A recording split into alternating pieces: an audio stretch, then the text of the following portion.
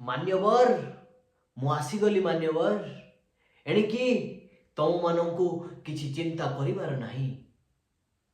ଭଗବାନ କୃଷ୍ଣଙ୍କୁ ଯେମିତି ବନ୍ଦିଶାଳରେ ଶିକୁଳି ବାନ୍ଧି ପାରିନଥିଲା, ଠିକ୍ ସେମିତି ମୋତେ ସଂସାରର ଏମିତି କୌଣସି ଜେଲ୍ ନାହିଁ କି ବନ୍ଦୀ ନାହିଁ ମୋତେ ଶିକୁଳିରେ ବାନ୍ଧି ରଖିପାରିବ। ଏଣିକି ତମମାନଙ୍କର ସମସ୍ତ ଦୁଃଖକୁ ମୁଁ ଦୂର କରିବି। ମୁଁ ଆସିଗଲି ମାନ୍ୟବର, ଆପଣମାନଙ୍କର ସାରଥୀ ଭଗବାନ ଅରଫ ସନ୍ତୋଷ ରାଉଳ। ତ ଦର୍ଶକ ବନ୍ଧୁ, ଆପଣମାନେ ଜାଣିପାରୁଥିବେ ମୁଁ କାହାଙ୍କୁ ଉପରେ ଭିଡ଼ିଓଟି କରିବାକୁ ଯାଉଛି। ଭାରି ଦୁଃଖ ଲାଗୁଛି ଯେ ଭଗବାନ କହିବାକୁ ଗଲେ ଜଗତର ନାଥ ଜଗନ୍ନାଥ, ଚାରି ଧାମ ଭିତରେ ଗୋଟିଏ ଧାମ, ଶ୍ରେଷ୍ଠ ଧାମ। ଅବତାରରେ ବି କୁହାଯାଉଛି, କିନ୍ତୁ ଏ ଓଡ଼ିଶାବାସୀ ଏତେ ମୂର୍ଖତା ତଳକୁ ଚାଲି ଯାଇଛନ୍ତି। ଭଣ୍ଡ ବାବାର ପରିଚୟ ପାଇଲା ପରେ, ଜେଲରେ ରହିବା ପରେ ତାଙ୍କୁ ଏବେ ବି ଭଗବାନର ଆଖ୍ୟା ଦେଇ ତାଙ୍କର ମନ୍ଦିର ତୋଳା ସରିଲାଣି।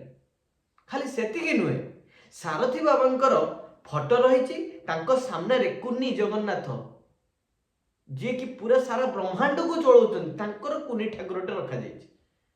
ଆଉ ଭଜନ କୀର୍ତ୍ତନ ନାମ ସଂକୀର୍ତ୍ତନ କଣ ଯେ ହଉଛି, ଆପଣମାନେ ବିଶ୍ୱାସ ହିଁ କରିପାରିବେନି। ଗଣମାଧ୍ୟମରେ ଏ ଭିଡ଼ିଓ ବହୁତ ଭାଇରାଲ ମାତ୍ରାରେ ଚାଲିଛି, ଯେତିକି ଜଗନ୍ନାଥଙ୍କର ପ୍ରଚାର ପ୍ରସାର ହଉନାହିଁ। ଯେତିକି ଜଗନ୍ନାଥଙ୍କ ପାଖରେ ବି ଭିଡ଼ ହଉନଥିବ, ମୋତେ ଲାଗୁଛି ସାରଥୀ ବାବାଙ୍କର ଯେଉଁ ପ୍ରକାର ଭିଡ଼ ଥିଲା, ଆଉ କିଛି ଦିନ ପରେ ଯଦି ଏମିତି ଚାଲିବ, ଆଉ ସନାତନୀ ପ୍ରକୃତ ହିନ୍ଦୁ ଯଦି ଏହାକୁ ବିରୋଧ ନ କରିବେ, ତାହେଲେ ଆଗକୁ ଜଗନ୍ନାଥଙ୍କୁ ବି ଲୋକ ଭୁଲିଯିବେ। ଆଉ ପ୍ରତ୍ୟେକ ଘରେ କୋଣରେ ସବୁଠି ସାରଥୀ ବାବାଙ୍କର ଫଟୋ ମୂର୍ତ୍ତି ରହିବ, ଆଉ ଲକେଟରେ ମଧ୍ୟ ବାବା ସାରଥୀକୁ ଧରିକି ବୁଲିବେ। 2015ରୁ ଆଜି 25-10 ବର୍ଷ ବିତିଗଲା ପରେ ମଧ୍ୟ ଏ ମୂର୍ଖ ଅନ୍ଧଭକ୍ତଙ୍କ ହୃଦୟରୁ ଏ ସାରଥୀ ପ୍ରେମ ଯାଇନି। କହୁଛନ୍ତି କଣ ନା ଇଏ ହଉଛି ଗୋଟେ ମିଥ୍ୟା କେସ୍। ଆରେ ବାବା, ମିଥ୍ୟା ହଉ କି ସଠିକ ହଉ, ଆମେ ତ ଜାଣିଛେ ପିଲାଟି ବେଳରୁ କି ପୂର୍ବ ପୁରୁଷରୁ ଜାଣିଛୁ ଯେ ଆମର ଗୋଟିଏ ଭଗବାନ, ସିଏ ହଉଛନ୍ତି ଜଗନ୍ନାଥ। ତାଙ୍କୁ ଆମେ ପୁରୀରେ ଦେଖୁଛୁ, ଯାଉଛୁ, ତାଙ୍କରି ଆରାଧନା କରୁଛୁ। ଆମର କଣ ଦରକାର ଆଉ କିଏ ବାବାଙ୍କୁ ଆଣିକି ସେ ଭଗବାନ ସ୍ଥାନରେ ବସେଇ ପାରିବା? ଜଣେ ବାବା ଗୁରୁ ହେଇପାରେ ନା କି ସେ ଜଣେ ଭଗବାନର ସ୍ଥାନ ନେଇପାରିବ? ପ୍ରଥମେ ତ ମା ବାପାଙ୍କ ଭକ୍ତି କରିବା ତ ୟାଙ୍କ ଗୁଣରେ ନାହିଁ। ତାଙ୍କୁ ଯଦି ଏତିକ ତାଙ୍କର ଭକ୍ତି କରନ୍ତେ, ହୁଏତ ୟାଙ୍କୁ ମୁକ୍ତି ମିଳିଯାନ୍ତା। ଯଦି ସେତିକ ବି ନାହିଁ, ଏଟଲିଷ୍ଟ ତମେ ଭଗବାନ ଯିଏ ଅଛନ୍ତି ତାଙ୍କୁ ଜଗନ୍ନାଥ ନାଥ ଜଗନ୍ନାଥ ତାଙ୍କୁ ଟିକେ ଭକ୍ତି କର। ଆରେ ବାବା, ତମେ ତାଙ୍କୁ ଛାଡ଼ି ଦେଇକି ସାରଥୀ ପ୍ରେମରେ ବୁଡ଼ିବ ନା? ସେ ଆଣ୍ଠୁଆ କୃଷ୍ଣ ହେଇକି ସେ କ୍ଷୀର ପିଇବେ। ଇଏ କୋଉ ପ୍ରକାର କଳିଯୁଗର ଭଗବାନ ଟିକେ ଆପଣ କହିଲେ? ସିଏ ଚମତ୍କାର କରିକି କ୍ଷୀର କାଢି ଦଉଛନ୍ତି। ଆରେ ବାବା, ସିଏ ଯଦି କ୍ଷୀର କାଢି ଦିଅ କୁହନ୍ତୁ, ସେ କ୍ଷୀର କାଢିକି ଡେଲି ଦିଅନ୍ତୁ। ପୁରା ଓଡ଼ିଶା ସାରାର ଯେଉଁ ଅପପୁଷ୍ଟି ରୋଗ ହେଉଛି ଯେଉଁମାନଙ୍କୁ, ସେଠି ବି ଆମେ କ୍ଷୀର ବାଣ୍ଟିବା, ଆମେ ବାଣ୍ଟିବା। ଆପଣଙ୍କୁ କିଛି କଷ୍ଟ କରିବା ଦରକାର ନାହିଁ। ଭଗବାନ ଦଉଛନ୍ତି, ଖୁସିର କଥା। ଯଦି ଆପଣଙ୍କ କହିବା ଅନୁଯାୟୀ ସେ ଖାଦ୍ୟ ଦେଇ ଦିଅନ୍ତୁ। କଟକ ମେଡିକାଲ, ବଡ଼ ବଡ଼ ମେଡିକାଲରେ ଯେଉଁ ରୋଗୀମାନେ ଅଛନ୍ତି ତାଙ୍କ ସେବା ପାଇଁ ବାବା ତ ଆସିବେ, ହାତ ଟିକେ ବୁଲେଇ ଦେବେ, ସରିଲା। ସେଦିନ ଗୋଟେ ମିଟିଂ ଚାଲିଛି, ଯୁକ୍ତି ତର୍କରେ ସାରଥୀ ଭକ୍ତ କହୁଛନ୍ତି ସିଏ କେବଳ ଭକ୍ତଙ୍କ ପାଇଁ ଭଗବାନ, ଆଉ କାହା ପାଇଁ ନୁହେଁ।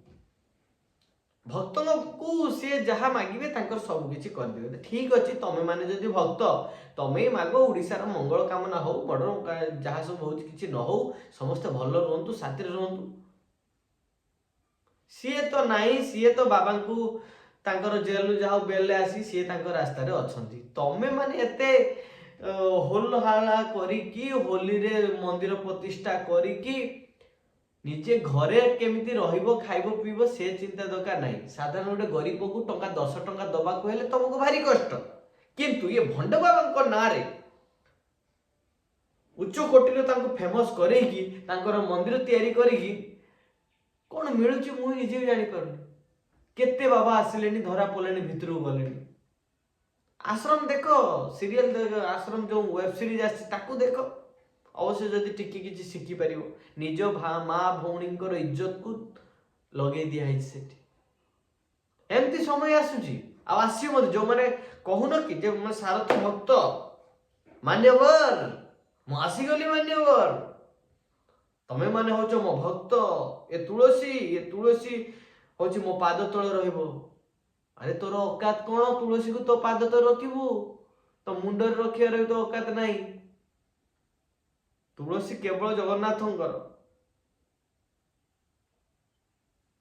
कौन प्रकार मनीष आ तमे माने भी गोटे साधारण लोक को भगवान करके बसई दौच बा बा बा तेणु सनातन हिंदू जो मैंने अच्छा मु अनुरोध करुच्ची ए प्रकार भंड बाबा को कौन प्रश्रय न दि जाऊ एवं जो माने यार प्रचार प्रसार करुचंती तांको ऊपर दृढ़ कार्यानुष्ठान निया जाऊ एवं या विरोध करा जाऊ विरोध जदि न करा जाउची आगामी परिस्थिति रे एमती अनेक सारा बाबा एउडी आउ जो आमर जगन्नाथ अछंती तांको मध्य माने भूली जिबे आउ यार फायदा नहीं कि बाहर देशर जो ख्रिस्टियन माने आसुचंती से माने मध्य धर्मांतकरण करने आरंभ करदेवे तेणु समस्त को अनुरोध ए प्रकार प्रचार जो माने करूचंती तांको सख्त उपरे विरोध करा जाऊ एवं जो जगन्नाथ संस्कृति को आम पिला कालरू आम पूर्व पुरुष कालरू तांको आमे मानुचु आराध्य देवता बोली तांको आराध्य देवता मानी सारा जीवनटा एमती कटि दिए जाऊ